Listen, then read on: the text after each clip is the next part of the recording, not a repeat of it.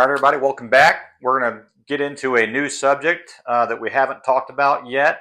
We discovered superheat ranges on air conditioners, but we didn't talk about those subcool and superheat ranges on coolers or freezers. So I want to continue that journey on talking about walk-in coolers and what should our temperature ranges be on those products, and also what type of refrigerant level should I be looking at as far as superheat values. How much liquid do we need leaving those condensers, and how much vapor do we need coming back as far as superheat goes, so we don't undercharge or overcharge, because these products, that is their livelihood, that is their business. We want to make sure that they are at the right temperature ranges.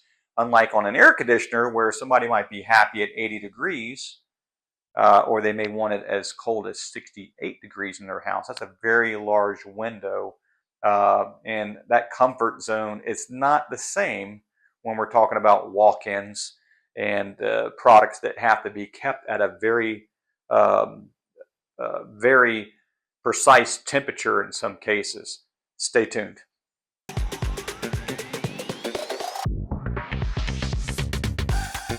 Behind me, I've got a list of different products that can go in a cooler or freezer application with different temperatures in Fahrenheit. So we can have a more detailed understanding of, when we're maintaining restaurant equipment, what kind of temperature should we be looking for? And there's no one answer to that, and that's why I wanted to put this up here for you, because if we had flowers in a cooler and I had dairy in a cooler, I would not be putting those two in the same cooler at the same temperature, because I'm not going to get the shelf life, that expiration date. I'm not going to get that longevity that I'm looking for.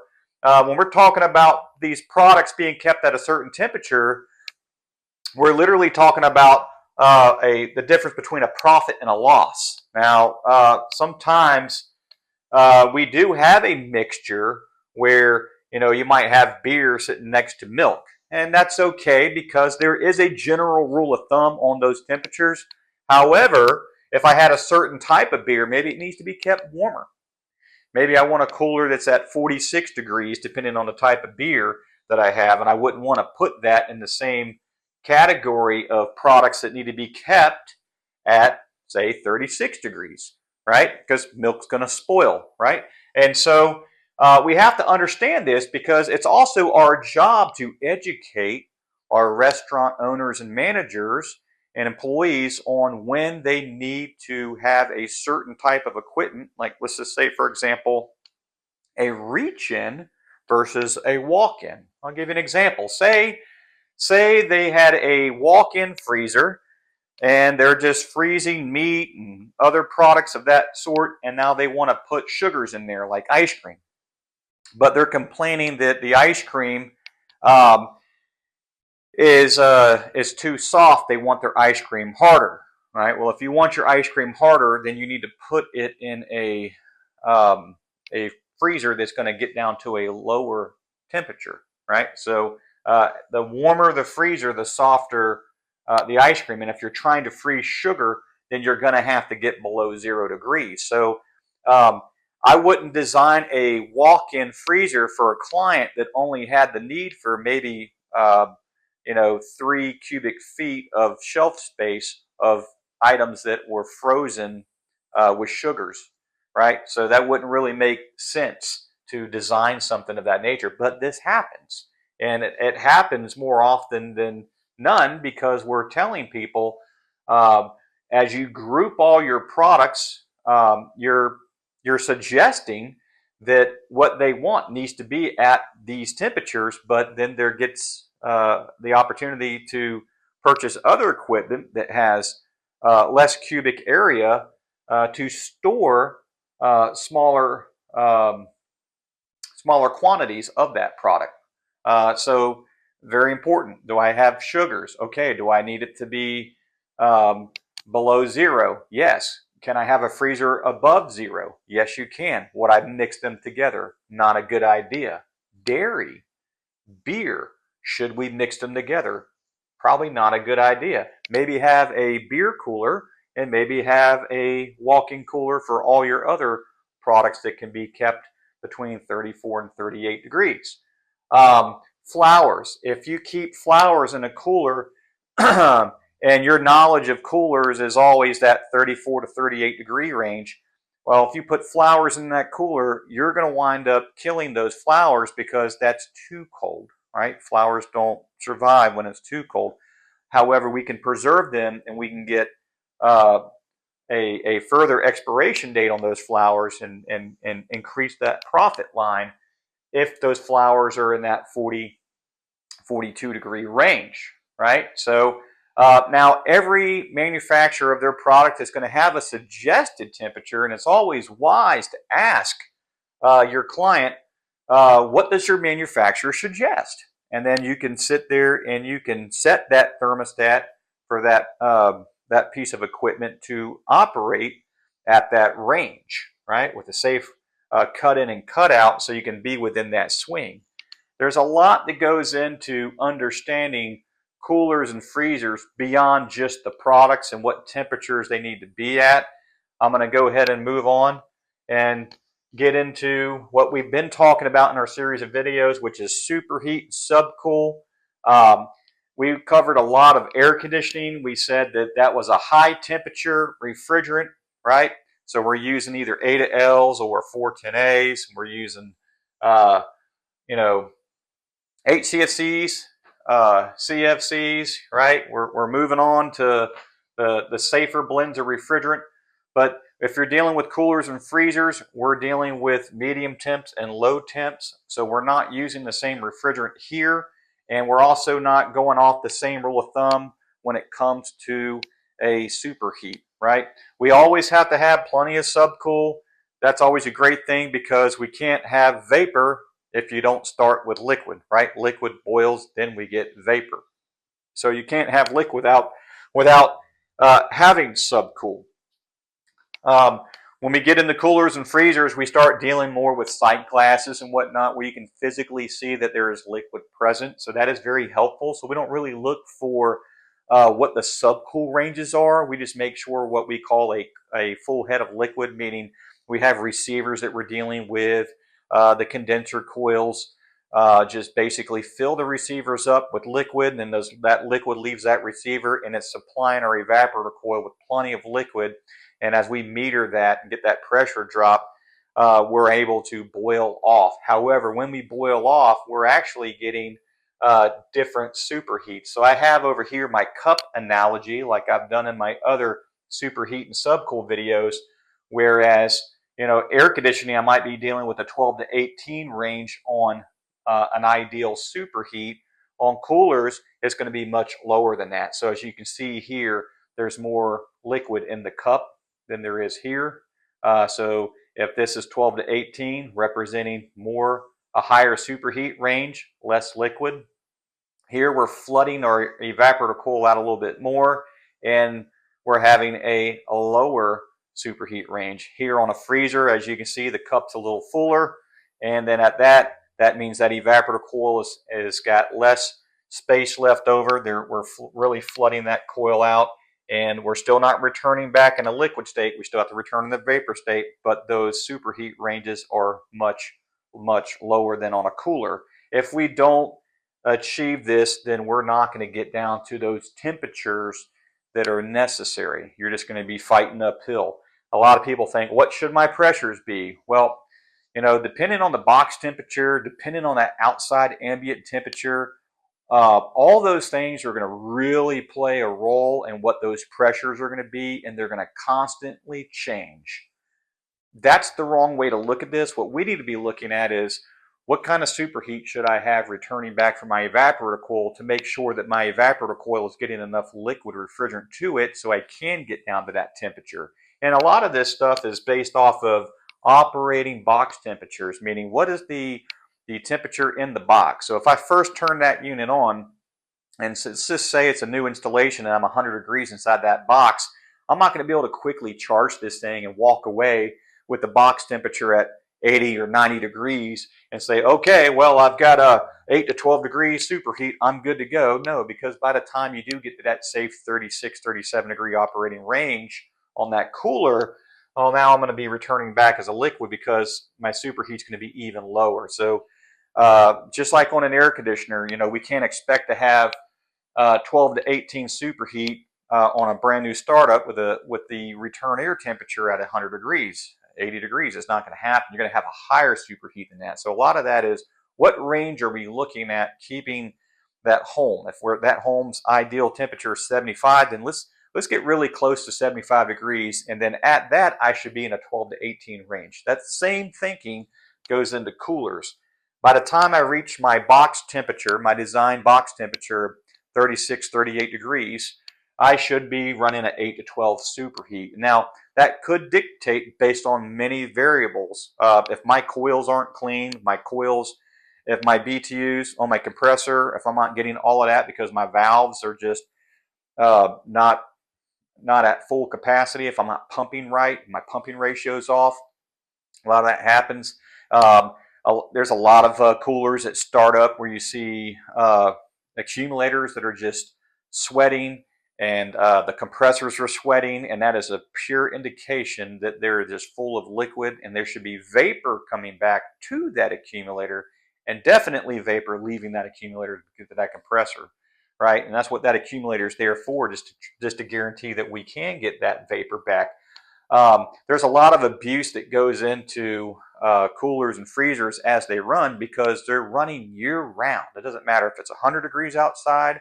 It doesn't matter if it's 40 degrees outside. That cooler or that freezer equipment is still running under those conditions. So there's a lot of other things that play a role in this. And we're going to not go down that road of what's going on with a freezer. That'll be in another video. But just keeping it simple enough on a cooler. I'm going to take you a step further after I go over this. The three things that you can do, that you can guarantee that you can do when you watch this video and you understand these ranges is you can increase your account retention, right? Increasing your account retention means your customer's not going to turn you over and pick a different vendor to handle their service needs. They're going to continue to use you, right? You're also going to avoid loss of their products, right? We avoid loss of their products, and now we have more profit, right? Because the beer's temping right, the dairy's temping right, the sugars are temping right, and the flours are temping right. Whatever their walk-in style is for whatever their product, they're making money. They're in the green. They're not losing anything, right? All that helps support when you're reviewing your account with your customer on, hey, look, I know we may not be the cheapest in town, but hold me accountable based off of the food you lose on the accountability of us not doing our job right. Because if you've never lost a gallon of milk on my watch, if you've never lost beer on my watch, if you've never had to throw out $10,000 of product in your cooler or freezer because of something that we've done, then I think you got the right company, right? And if I were to turn out a cheaper technician that probably doesn't understand all this stuff, then he's going to be learning on your dime. So you're not going to save, you're actually going to spend, but you're going to spend on product loss. And restaurants are the #1 business to go out of business. Guess who's #2? HVAC companies. And so they go hand in hand in a partnership if it's done right. So you got to know your numbers, and not just knowing your numbers on a profit and loss statement. You have to know your numbers. You have to know your numbers, right?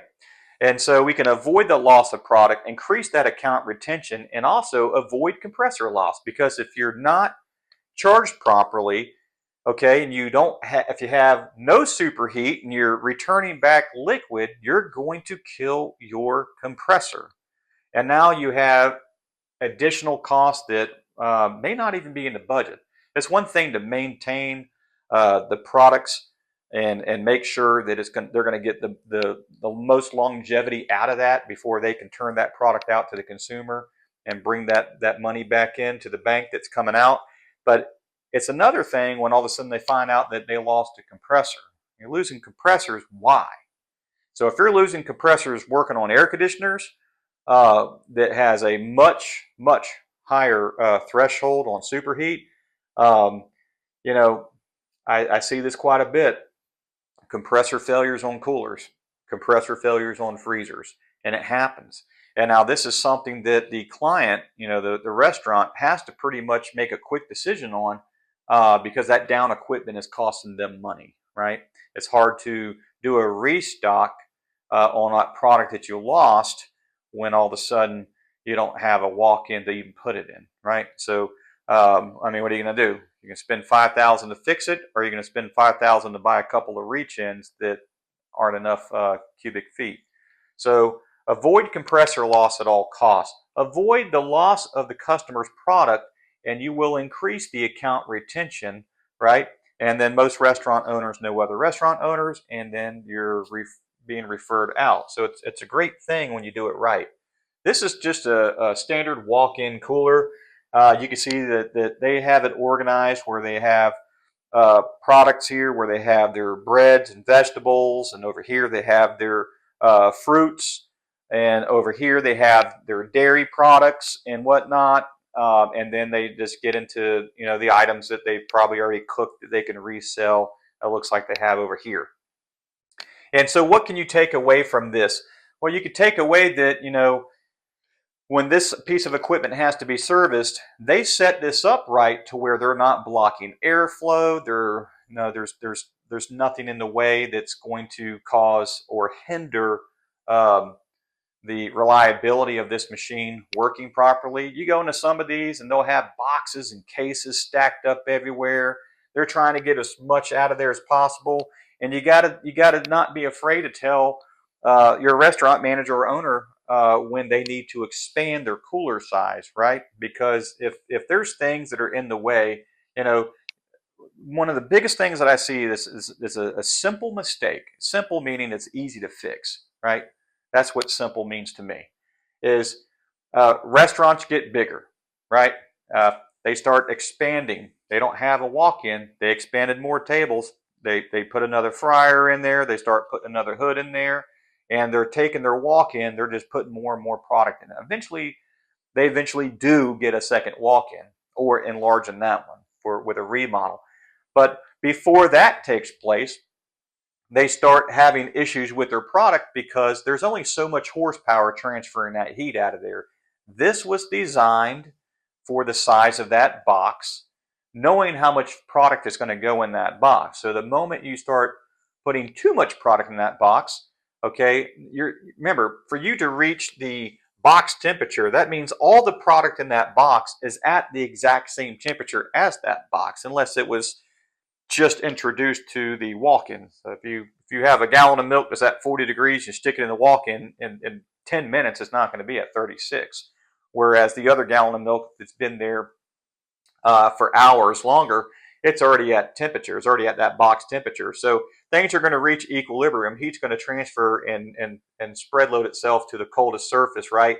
But the more heat we introduce to this box, the harder we're going to have a time keeping the temperature. Also, if your products are getting shoved in there and there's too much of it, you also have to think that with that growth that restaurant took, they're also opening and closing that door more. And every time they open and close that door, well, guess what?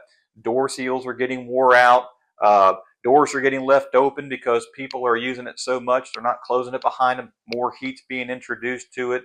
On top of that, um, people are leaving a door wide open even longer as they're pushing more product into that on a restock. And then the horsepower of this equipment, it was not designed to handle that additional heat load. So you may be fighting uphill going to a restaurant and they're sitting at you going, hey, our box temperatures is too high. You were just here. You said it was working fine. Well, it is, but we don't have enough horsepower. So you have to understand, once we reach that threshold of what that box can handle and when it's time to upgrade. All right. And so there's a lot that goes into this stuff. And unfortunately, refrigeration techs and air conditioning techs, they don't really see eye to eye on things. You'll have your AC guys on one end, right? They're used to low voltage, and they're used to all different types of controls there, and they're used to just high temp application. And then you have your refrigeration techs where they don't have a whole lot of controls, right? It's either running and it's not running. We're going to get to that in a second on how that's designed. If you're leveling up and getting into coolers, and then also, you know, they just don't know when to talk about that expansion, and that's why we believe at Ideal Conditions and have an account manager, so we can better understand our accounts when our accounts are talking about what it is that they need for their business and what their business needs, and what their growth pattern is, so we can stay ahead of that curve so that they can be as profitable as possible, put things in budget, and we have to do that by understanding all angles of that perspective. Everybody's perspective needs to be on the same page there. This next image is basically just all the key components that you're going to see on the condenser unit and all the key components that you're going to see on the indoor fan coil for the walk-in. Now this is just cooler. I'm not going to get into a freezer on this video. We're going to simply draw out coming from the compressor that discharge and where it goes and how it becomes liquid, and then how that becomes vapor coming back to the compressor from the evaporator coil, and then how simple it really is on a cooler. Why do I have two condenser fan motors, and why do I have these pressure controls, one for low and one for high? What is this? What is that? You know, you're probably looking at this, you know, going, I don't really understand that. That is not what an air conditioner looks like. But at the end of the day, the fundamental of air conditioning is the same as anything else. The fundamental of refrigeration is refrigeration. And so it is extremely simple. And I think that once I break this down to you, I think you'll see that, man, that's not that hard. I want to start working on that more. And you know, the idea is to get in this and be as comfortable with it as possible, understand the sequence of operation, right? And more importantly, make sure that it's temping properly within the right range per the guidelines of that restaurant based on the product that they have in their walk-in. And of course, don't lose a compressor because of liquid return, because we are dealing with lower superheat ranges. So we're going to go ahead and start drawing some things up. I'm going to use red and blue because that will represent our high side and low side. So the compressor here, we're going to come out with the discharge. I'm going to go ahead and increase the size of that line. Do that again. We're going to come out with the discharge. We're going to come up, and the journey is going to take us over to the condenser coil. And you can see we went into our inlet of our condenser coil. All right. Now we do need to be able to sense what that head pressure is. Right now, here we're all vapor. This is the only state that you're at a high pressure vapor. There is no other time you're going to be at a high pressure vapor. Just coming out of the compressor, the hot gas has got to get inside that condenser coil, and as the fans are moving air across it, we will turn that gas to a liquid state. All right? And so this is the only point where we're going to be reading a high pressure vapor. Now we need to be able to sense what that high pressure is. So we're going to have a high pressure switch. And that high pressure switch, if we have dual condenser fan motors, one of those condenser fan motors most likely will be tied to that high pressure switch. So as that ambient temperature starts to drop, we can turn one of those fan motors off, still running the other one, so we can regulate a head pressure so we don't wind up having issues with low head pressures on low, because of low ambient cooling. Basically, it's like a fan cycle control. Now, as we leave this condenser coil, we are now leaving as a liquid, a high pressure liquid. So we haven't changed pressures, right? So whatever the pressure is here, right, I have the exact same pressure here. Okay? Now, what has changed is the state of refrigerant. I'm in a liquid state. Now, I don't have enough liquid to supply the demand that I need to fill this evaporator coil up. So we have a receiver. This is something that you don't really see on air conditioning, right? It's not really necessary on high temp applications. But the lower the temperature application, we're going to find receivers, right? So we're going to come out of our condenser coil and we're going to come into our receiver, okay? Now, as the refrigerant comes into, the liquid refrigerant comes into our receiver, we're filling this receiver up, and then that's going to come out, and then we're going to come out as a liquid, and we're going to go into our dryer. Now, that dryer now has liquid coming through that, okay? Any moisture, there shouldn't be any moisture is going to collect in that core, and as we leave that in a liquid state, we have a sight glass that is also measuring that moisture. So if it's it should be dry. If it's dry, it's going to be yellow in this case. If it's wet, it's going to be more like an orange color. We will change the color here of our disc around the sight glass, and that's just a moisture indicator. But we're also using the sight glass as a tool to be able to see if there's any bubbles in it, is there any vapor present here. And you'll notice that when you're charging this system up, what you're trying to achieve here is you're trying to fill our receiver up with liquid. If you cannot fill this receiver up with liquid, then you will have vapor leaving your receiver, and you will have bubbles in your sight glass because it'll have some liquid, some vapor, some liquid, some vapor. So the moment we fill this receiver up with liquid by charging it, right, then we can guarantee that we have a clear sight glass because we know we are 100% liquid coming here. This is a very critical part that I think a lot of people mess up with because they think this is all they have to do. Clear the sight glass, you'll be good. Just clear the sight glass. Okay, yeah, clear the sight glass. All right, yeah, you're supposed to. But the other part of that equation is superheat coming back. You know, you want to make sure you have superheat coming back.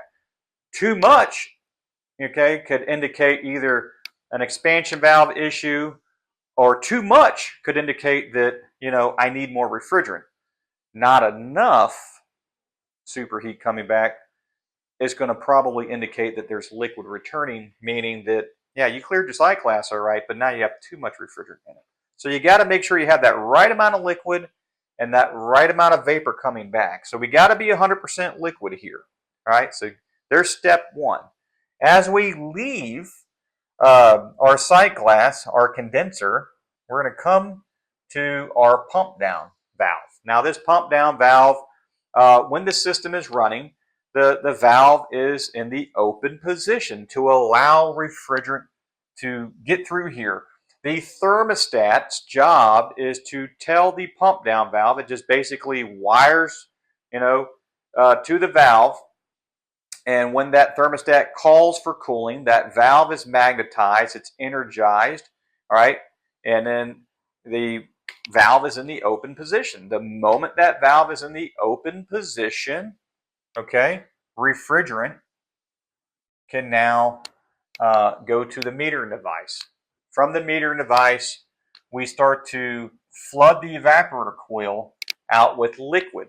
All right, so we're flooding that evaporator coil out with liquid.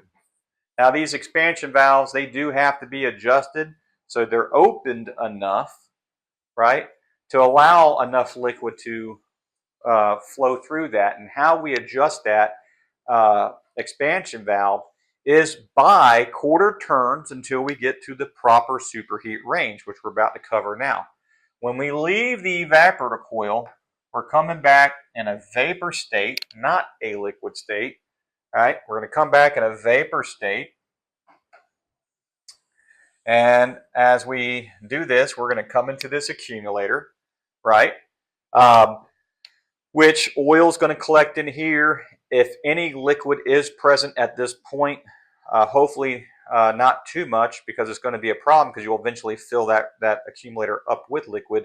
But it does give a little bit of opportunity for it to flash off back to a vapor. However, we need to have a 8 to 12 degree superheat range, which we'll get to that in a second, so we don't have any liquid coming back to our accumulator.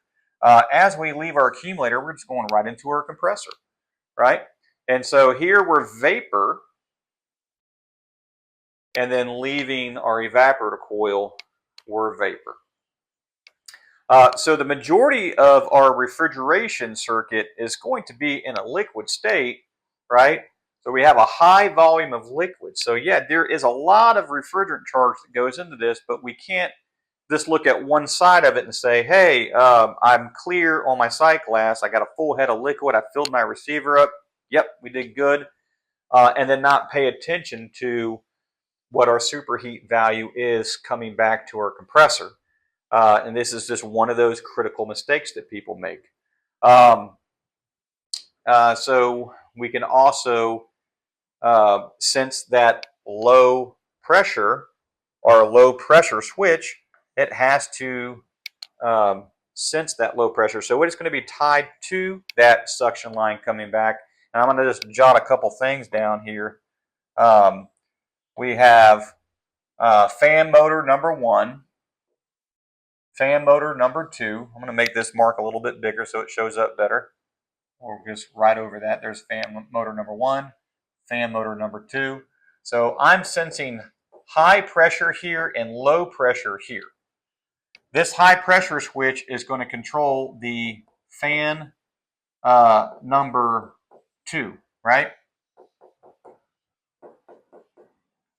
When we look at the low side, this is the only thing that's going to control the compressor.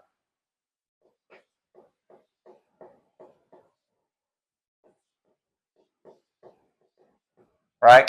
So that compressor is going to be toggled on and off based on that low pressure switch. Right? And so let's just think about that for a second. As we are running everything that we just talked about, that thermostat, which we'll go ahead and put thermostat here, all right, it controls the pump down valve.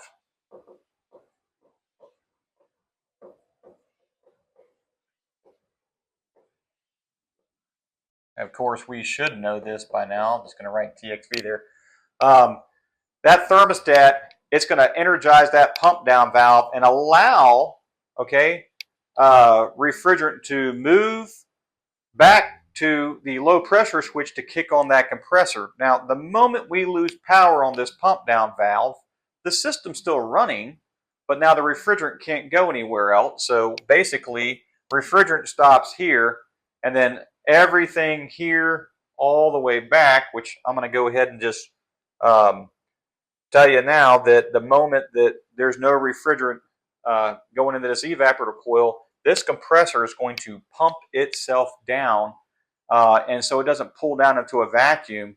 You'll have a cut in and cut out here, and so say your cutout is at 0 psi or 5 psi or 15 psi, whatever it takes, you get down to that range, that psi, and then that compressor is going to cycle off because this is what's breaking the leg to that compressor.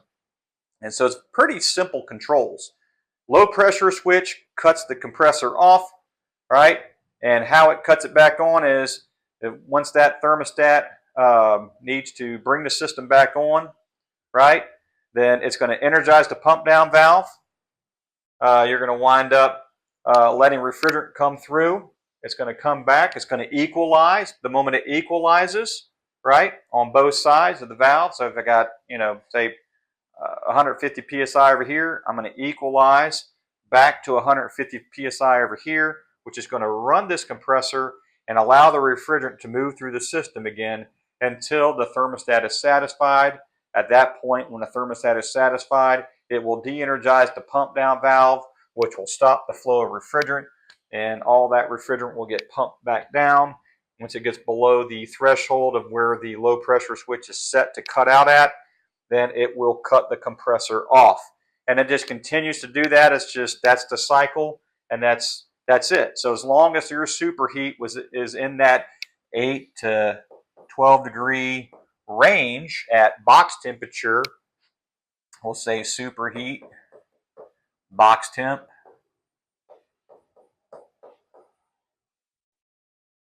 And say that box temp is between on a cooler.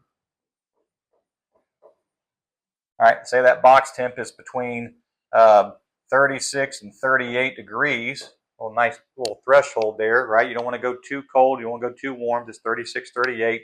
It'll swing between 34 and 40 already. That health inspector is not going to, write anybody up if that cooler is at 40 degrees. If it's at 45 degrees, yes. At the end of the day, they're just making sure that that food's not going to spoil and that's not going to be sold to a consumer who can get sick. It's just for safety. That's all that is. But this is pretty much our rule of thumb if we're dealing with a cooler. You're charging this thing up right. It's a very simple process. You may only have one fan. Don't worry about that. If you have a second fan and a high pressure switch and you see that fan motor is wired to it, just know that number one fan will always run, right? Because you can't run the condenser without it. At the end of the day, that second one doesn't have to run if you're 40 degrees outside, right? Why? We have plenty of subcool already. We have plenty of liquid coming off of this situation. The colder it is, the more liquid we're going to have outside. The colder it is going across that condenser coil, we're not going to have any problem providing liquid to that evaporator, so we can, we can get enough liquid in there and regulate at 8 to 12 superheat range. But we may not need to run two fans to do that if it's real cold outside. So if you see one of these fan motors not running, okay, think about what is the temperature. Now, if one of those fan motors isn't running, and let's just say it's 85 degrees outside, you might want to look at that sight glass. This is just walking up to it, no tools in hand, just kind of observing, like, what do I need to get out of the truck? Maybe that sight glass is going to have bubbles in it. So if I saw bubbles there and I saw only one condenser motor running, not the second one, the first indication that makes sense to me is, we got a refrigerant leak. There's not enough refrigerant in this system. All right, so think about that. A lot of this stuff is so easy. I believe walk-in coolers are probably the easiest thing to work on, but it is literally the most vital thing in our industry that it's probably the biggest thing that it's the easiest thing to work on, but it's probably the biggest mistakes we also make too. We just take them for granted. We look at it like, it's just easy. That's going to kick everything on and off. If you have that, it's only because of a second fan motor. Yep, thermostat controls the pump down valve. Whoop-de-doo, right? Clear the sight glass. Yep, and change your compressors too while you're at it, because you're not monitoring that superheat, and products are getting lost because you're not monitoring what that box temperature should be based on what's in there. And not knowing this is it's disaster for our industry. It's disaster for restaurants. It's just not fair. They're putting their livelihood, they're putting their trust in you. It is your job to level up. Pay attention to what you're doing. It's one thing to have a customer sweat it out at night because they are not comfortable. You just couldn't keep their house at 72 degrees. You misdiagnosed the valve or something because you didn't understand superheat. You didn't watch these videos or whatever. That's one thing, right? It's another thing for somebody to empty out their entire walk-in cooler, okay, that has all their money put in this stuff. And now they're going to throw it in the trash, right? They got flagged on a health inspection. And, they don't know who to call because there's not a lot of people that want to do it. And by the time they get somebody, they're scared that they can't get out there fast enough. Now they're putting their faith in you, and you're just not, it's like saying, hey, I'm going to go to school, but I don't care if I pass, and I don't care if I have a failing grade, no matter what. At the end of the day, I'll eventually just get through it. Everybody's paying for your education. And who pays for it the most in this industry isn't just homeowners, right? They might be buying new equipment. They still have air conditioning, right? It's restaurants. And so this really hits home with me. This really hurts because it is the number one failing business in the United States is restaurants. And the number two failing industry just so happens to be right behind them, HVAC companies. So it's amazing how these two industries have so much in common when it comes to failure. And a lot of it's just people don't understand their process. They don't understand what goes into this and how critical things have to be. The manufacturers get it. It's not their fault. And there's just a lot of band-aids in it. There's a lot of miscommunication, and it's just not right. And so, having a passion for this, I would love to see people expand on their knowledge. When I hear the technician goes, "Oh, I don't work on coolers," the first thing I think of is that's somebody who's not going to do anybody any good.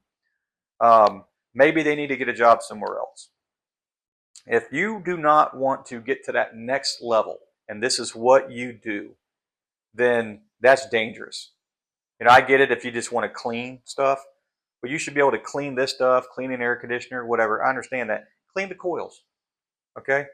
Make sure your sight glasses are clear. Check your superheats. I can train anybody to do those simple things, and they can keep that restaurant going. And if there's an issue, if there's something outside of those parameters, then we can get somebody more technical to go investigate. But if you have somebody that's saying that, hey, I don't want to work on this stuff just because that's not what I do, then there's something wrong with that. And I'm not trying to hurt anybody's feelings. I'm just saying that this is an industry that already has its challenges. But if we bring to the table, um, you know, a level of I'm going to work on this, but I hate it, I don't get it, I don't understand it, I'm just going to go do it, you're not doing anybody any justice. And here we have it's very critical, and these restaurants are depending on that. Your company is depending on account retention. There's a lot that goes into it. So if you know someone who is having a hard time with this, I hope this video can help them out if you share it with them. Um, this is more dining room talk here. This isn't textbook talk, right? So this is just one person who's passionate about it, sharing their knowledge with you and their experiences with you, hoping that it helps you out. As always, like our channel. That helps support our algorithm. Subscribe if you haven't done so already.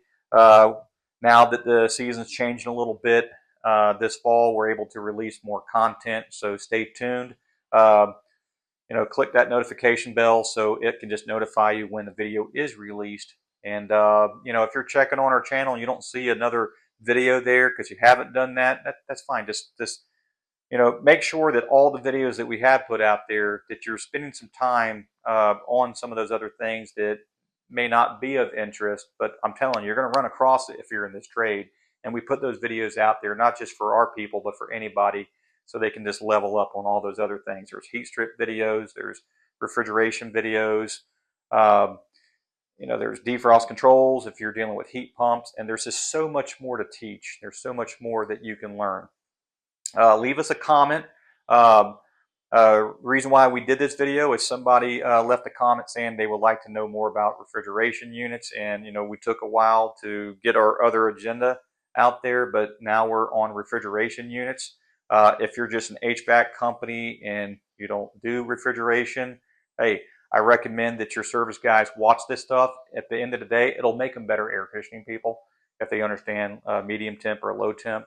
It's all the same stuff, and maybe that comfort zone could expand you into other diversities that are in our industry that can keep you busy in the off season. Stay safe, stay tuned. Thanks.